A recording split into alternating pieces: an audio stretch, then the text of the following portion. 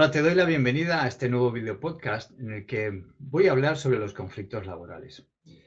Vamos a comentar algunos aspectos para saber cómo afrontarlos, qué hacer con estos conflictos cuando estamos inmersos en ellos o cuando, bueno, de alguna manera los tenemos cerca. Quizá todos nos hemos visto alguna vez en medio de conflictos laborales, en el ambiente de trabajo y también en otros ambientes, ¿no? En esta ocasión me voy a referir más a los ambientes de trabajo. Puede que hayas vivido en primera persona ese conflicto, o quizá hayan sido compañeros tuyos los que se han visto involucrados. E incluso también es posible que sin quererlo te hayan salpicado. En cualquier caso, ninguno estamos exentos de encontrarnos en medio de algún conflicto de este tipo. Los conflictos laborales afectan al rendimiento en las tareas de quienes los experimentan, bien sea porque el mismo conflicto consiste en atascos en los sistemas y en las estructuras organizativas, bien porque afecta al ánimo de las personas que están envueltas, lo que al final se traduce igualmente en atascos en dichos sistemas o estructuras. Sea como sea, al tratar de solucionar un conflicto, habrá que atender al aspecto del rendimiento y al cuidado de las personas que lo viven, pues en muchas ocasiones desembocan en cuestiones relacionadas con los riesgos psicosociales, es decir, ansiedad, depresión, estrés, etc. Las diferencias entre compañeros de trabajo son algo normal y se caracterizan por generar situaciones problemáticas puntuales, lo recalco. Sin embargo, podemos decir que estamos ante conflictos laborales cuando las diferencias adquieren carácter permanente. Una forma de describirlo es indicar que un conflicto es una situación en la que dos o más partes perciben que tienen intereses divergentes, lo que determina actitudes y opiniones diferentes, derivando en un enfrentamiento. ¿A quién no le tienta dejar pasar todas estas cosas y apelar al famoso adagio "el tiempo lo cura todo"? Un estudio realizado por Universia revela que en el 88% de los casos las empresas no reaccionan ante este tipo de situaciones. Sin embargo, esa es la peor de las decisiones. Cuando el conflicto no se afronta, aumenta el mal ambiente de trabajo, la sensación de impotencia, la agresividad contenida, el riesgo de depresión, de ansiedad y acaba afectando a la salud, al desempeño en el trabajo y también a las relaciones familiares y sociales. Hablar de los conflictos laborales es hablar de dos caras. Conviene tener una actitud positiva a la hora de afrontar los conflictos laborales. Y para eso nos ayudará a tener en cuenta que los conflictos presentan dos caras, una constructiva y otra destructiva. ¿Cuáles serían esos aspectos funcionales o constructivos que caracterizan los conflictos? Bueno, los conflictos hacen visibles problemas que no habíamos visto. También ayudan a tomar decisiones con más cuidado. Aumentan la información necesaria para tomar decisiones. Dan espacio a la creatividad y a la innovación. Permiten el autoconocimiento y el descubrimiento de la otra persona. Y facilitan el trabajo en equipo para multiplicar esfuerzos. Estos serían algunos de los aspectos funcionales o constructivos de los conflictos laborales.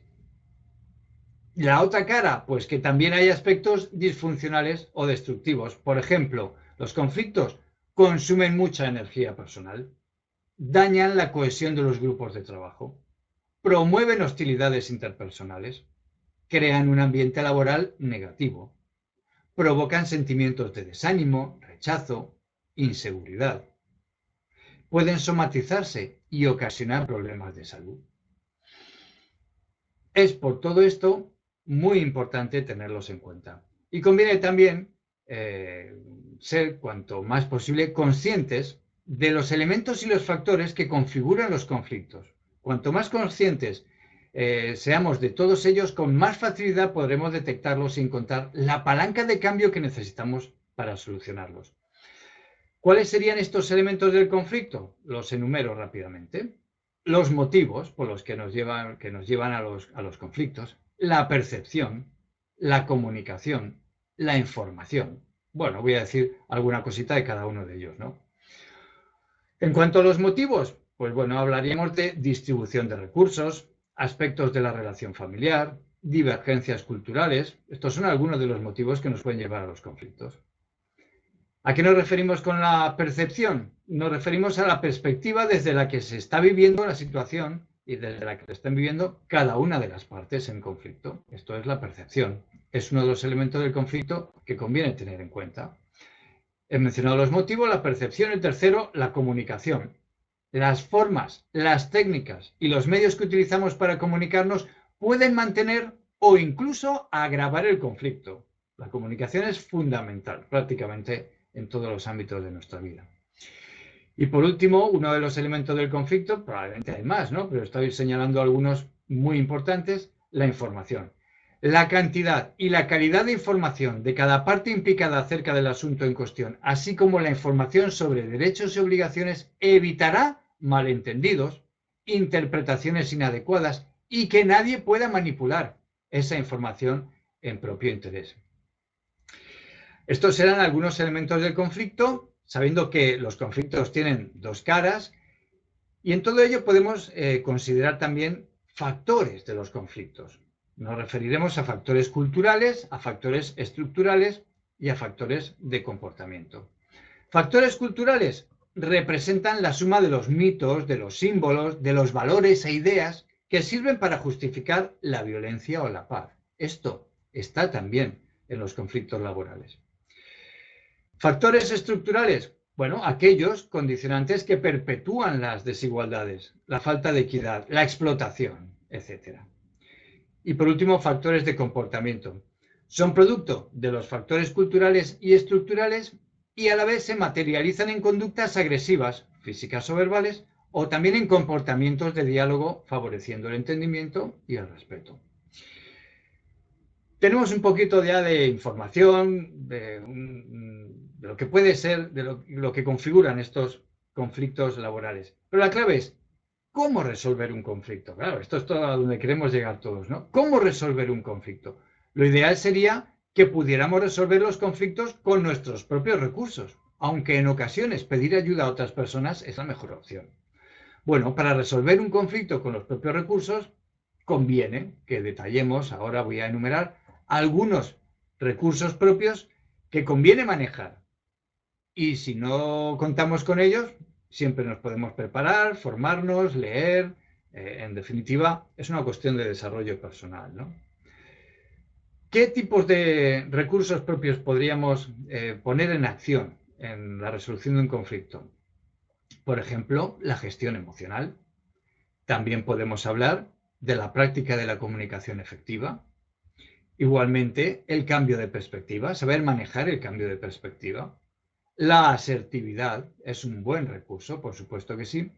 Y el último al que me voy a referir es el feedback, es la retroalimentación, la información que después de obtener un resultado podemos incorporar en nuestro proceso.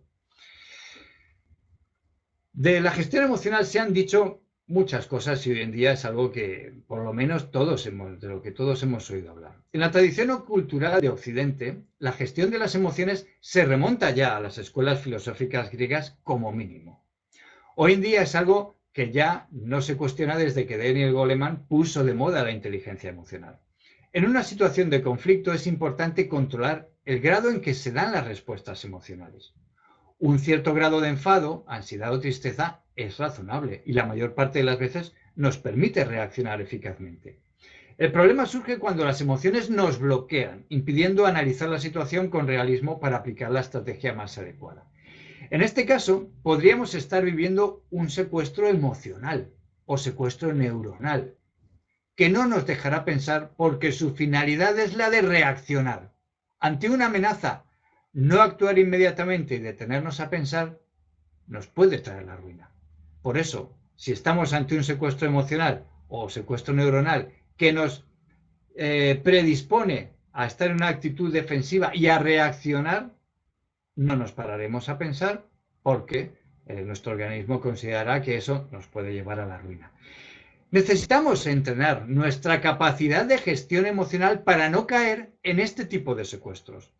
Uno de los entrenamientos más eficaces que podemos llevar a cabo es entrenar la atención por medio de la neuromeditación. Esto nos ayudará a desarrollar la competencia de la metacognición y de la metaemoción. La metacognición es darnos cuenta de nuestros procesos de pensamiento, de cognición. Y la metaemoción es tomar conciencia y darnos cuenta de nuestros procesos emocionales. Estoy hablando entonces de recursos propios para resolver un problema y he mencionado algunas notas, algunas características o claves de la gestión emocional. ¿Qué podemos decir de la práctica de la comunicación efectiva? Sin duda, resulta relevante adquirir técnicas para la escucha activa y para comunicarnos con eficacia. Muchas de las técnicas a las que podamos acceder están basadas en la programación neurolingüística, la PNL. La PNL se desarrolló ya en los años 70 y en este entorno de programación neurolingüística han surgido herramientas muy potentes para lograr los resultados deseados en comunicación. Gestión de las emociones, gestión emocional. Entonces, la práctica de la comunicación efectiva es el segundo de los recursos propios a los que me he referido. El tercero, la capacidad de cambiar de perspectiva, el cambio de perspectiva. Gracias también a la PNL, a la programación neurolingüística, sabemos que la información que podemos manejar a nivel consciente se puede enriquecer tratando de contemplar la situación de conflicto desde varias posiciones perceptivas. Por ejemplo, la de uno mismo, eso es una posición perceptiva. La de las otras personas en el conflicto. Una tercera posición imparcial que permita observar objetivamente los comportamientos de todas las partes implicadas. Y también habría otras posiciones que podríamos considerar. En este sentido existen técnicas muy fáciles y potentes de PNL y de coaching sistémico que nos facilitan obtener información útil desde diversas perspectivas. Recursos propios, por tanto, para resolver un conflicto. La gestión emocional, la capacidad de gestionar nuestras emociones, la práctica de la comunicación efectiva, el cambio de perspectiva y ahora voy a decir algo sobre la asertividad. La asertividad se sitúa en un punto intermedio entre dos conductas polares. Por un lado, la pasividad, que consiste en permitir que terceros decidan por nosotros o pasen por alto nuestras ideas, y por otro, la agresividad, que se presenta cuando no somos capaces de ser objetivos y respetar las ideas de los demás. La asertividad suele definirse como un comportamiento comunicacional en el cual la persona no agrede ni se somete a la voluntad de otras personas, sino que manifiesta sus convicciones y defiende sus derechos de forma consciente, congruente, directa, equilibrada, actuando desde un estado interior de autoconfianza. Y todo esto en lugar de la emocionalidad limitante típica de la ansiedad, la culpa o la rabia. La gestión de las emociones será el primer recurso al que me he referido, la comunicación, la práctica de la comunicación efectiva el segundo, el cambio de perspectiva el tercero, la asertividad ha sido el cuarto de los recursos que he mencionado y por último, como puedes imaginar, hay muchos más, por último de los que señalo ahora es el feedback. Para mejorar es imprescindible obtener feedback. Y puede ser autofeedback o puede ser una información que provenga de otras personas o incluso de aparatos que nos monitorizan, ¿no? Es fundamental para la prevención de conflictos que el feedback se haga sobre comportamientos objetivos y no sobre valoraciones personales acerca de tales comportamientos o conductas. No vale para nada, me ha parecido bien lo que has hecho, me ha parecido mal lo que has hecho, porque no tengo información sobre qué concretamente he hecho, tanto si te parece bien o te parece mal. Es decir, no puedo hacer nada con eso. ¿Qué concretamente he hecho para resolver el conflicto? Es algo que yo necesito, acciones concretas. Te has callado a tiempo, has hablado en un tono adecuado, o qué vendría bien cambiar. Has reaccionado y has saltado a la mínima, y no era una cuestión especialmente importante. Muy bien. Recursos personales siempre viene bien para resolver conflictos. Y he mencionado la gestión emocional, la práctica de la comunicación efectiva, el cambio de perspectiva, la asertividad y el feedback. Pero no siempre basta con nuestros recursos propios. O incluso teniendo recursos propios, a veces conviene, ¿por qué no? Facilita acudir a otros. Podemos hacerlo desde la premediación o desde la mediación. En ocasiones nos vendrá bien, como digo, acudir a terceras personas imparciales, ajenas al conflicto, para encontrar la solución. En la premediación se establece la figura del premediador o premediadora, que puede ser cualquier compañero, cualquier compañera de trabajo tuyo, con la que acuerdes o con los que acuerdes, todas las partes del conflicto acordéis que puedan ayudaros y que van a participar. Eso es la premediación. ¿A qué nos referimos con mediación? Bueno, se parece, pero la diferencia está en que aquí se establece la figura del mediador o de la mediadora, que es una persona con formación específica según está regulado por la ley. Esta es una manera de pedir ayuda, ¿no? De que alguien te ayude, premediación o mediación. Junto a esto, por supuesto, los procedimientos establecidos. Los procedimientos tienen por finalidad facilitar la solución de los problemas de manera justa, coherente y rápida. En todas las organizaciones es práctica corriente disponer de ellos. He dicho en todas. Si alguna organización no tiene estos procedimientos establecidos, conviene que los ponga en marcha. De lo que se trata es de generar un buen ambiente de trabajo, es de gestionar los conflictos, pero sobre todo de trabajar en pos del buen ambiente laboral. Por eso, con todo lo expuesto, no hay que olvidar que la mejor medida para la resolución de conflictos laborales es la preventiva. Destaca entonces por su importancia el cuidado del buen ambiente de trabajo. Te deseo y os deseo a todos que este ambiente sea en el que estás todos los días. Y si, como los conflictos surgen y como he dicho, son normales, de ti depende. Si tienes estos recursos, poténcialos, desarróllalos, actívalos, y si no cuentas con ellos, puedes aprenderlos. Te invito a que camines en esta línea y nuestro día a día en el trabajo y fuera de ello sean cada día mejores.